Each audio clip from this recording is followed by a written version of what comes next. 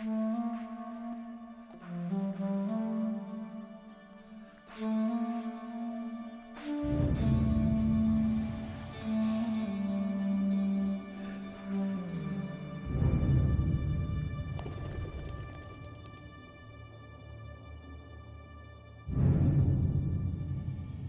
world is a complex place. Hidden connections, unexpected relationships. This murky network of cause and effect means local tensions can have global reverberations. Challenges are no longer experienced in isolation, they are intertwined and interdependent. Today's leaders need a more nimble touch, more insight, more communication, and more partnerships. More people live on our planet than ever before, and population continues to expand. 90% of this growth will occur in the Middle East, Africa, and Asia. In some areas, the spike in population density by 2050 will be very dramatic, where the average in North America and Europe will be 28 people per square kilometer. Israel will be home to nearly 500. The Palestinian territories, more than 1,700. In many of these countries, this population increase will be disproportionately made up of young people between the ages of 15 and 30. Places like Syria, the West Bank and Gaza, Afghanistan, Yemen, the Democratic Republic of Congo, Zimbabwe. Yes, a younger population bears new hopes for the future, but it also creates new challenges. We will need to provide more jobs and build more schools. Idle youth can fall prey to recruitment by terrorists, criminals, or other armed groups. This increasing density of population brings another challenge: urbanization. For the first time in human history, more than half of the world's population lives in cities. In 1950, there were only 75 cities in the world with a population of more than 1 million. By 2025, that number will have skyrocketed to 546 cities. Urbanization opens great opportunities, but also has tremendous impact on traditionally agricultural societies. It creates immense burdens on infrastructure and services. Crime and violence could grow unchallenged. Failed cities can become as dangerous as failed states. The world is more technologically savvy than ever before. More and more digital connections are defining our lives and identities. In less than a single generation, things like texting, blogging, and streaming video have transformed politics and society at a startling pace. Today's leadership is scrutinized, questioned, and exposed with greater immediacy than ever before. The line between actor and audience is blurring. Leaders will have to adapt.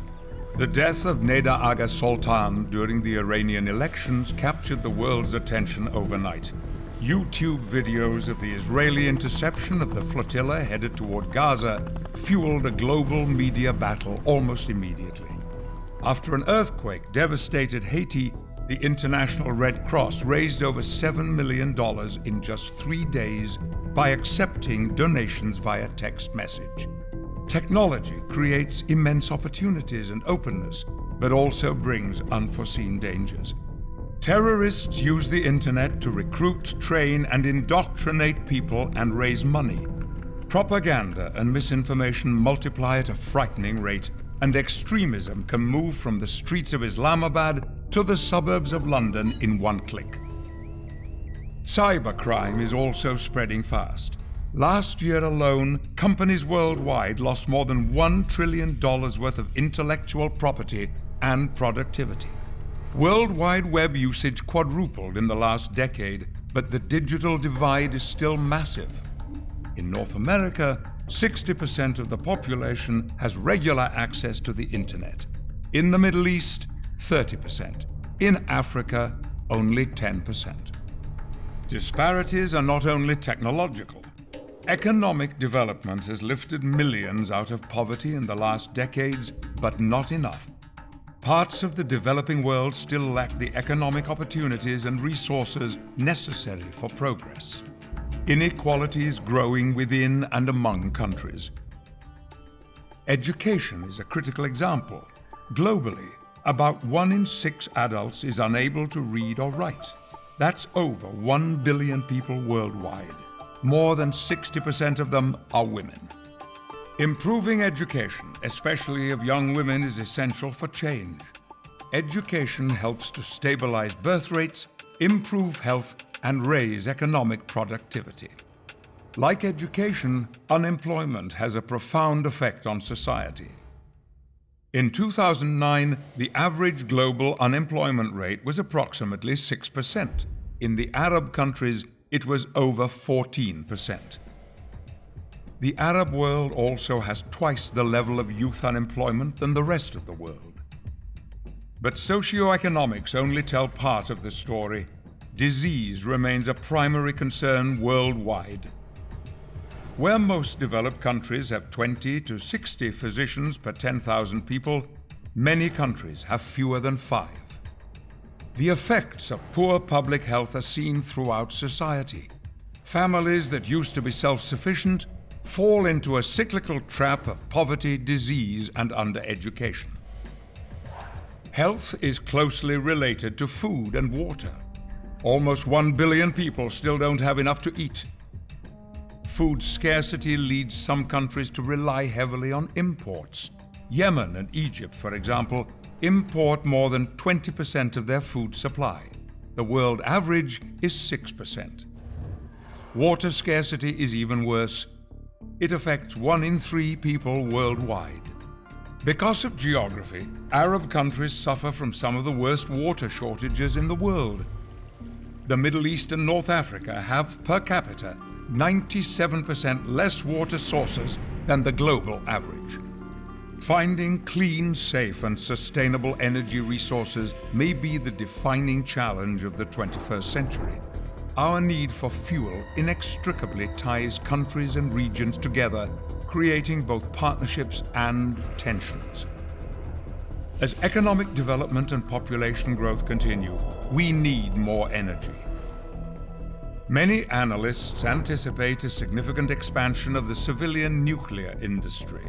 Electricity generated by nuclear power will grow by up to 45% by 2020.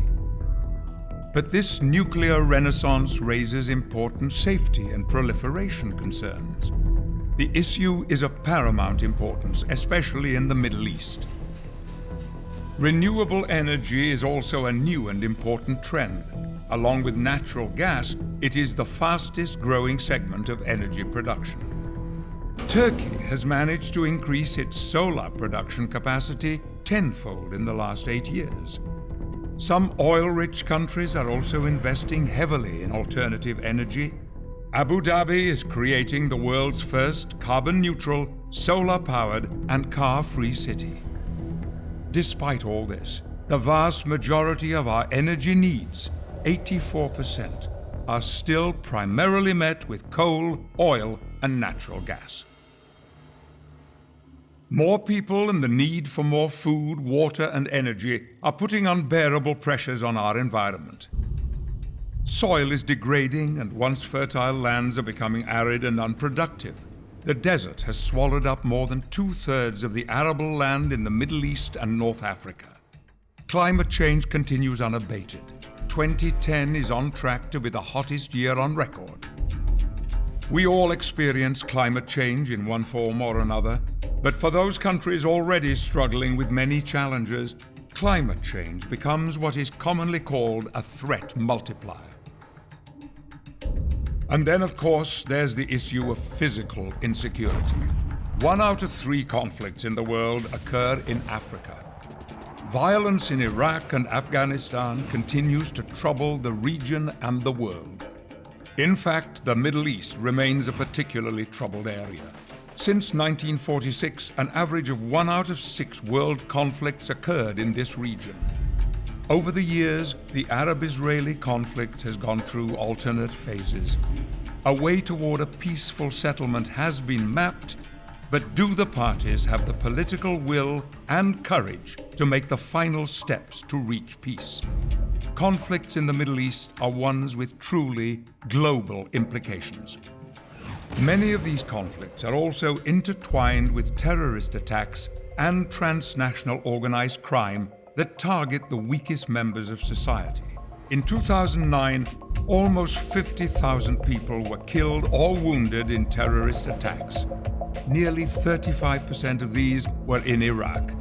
Afghanistan, Pakistan, and India account for much of the remainder.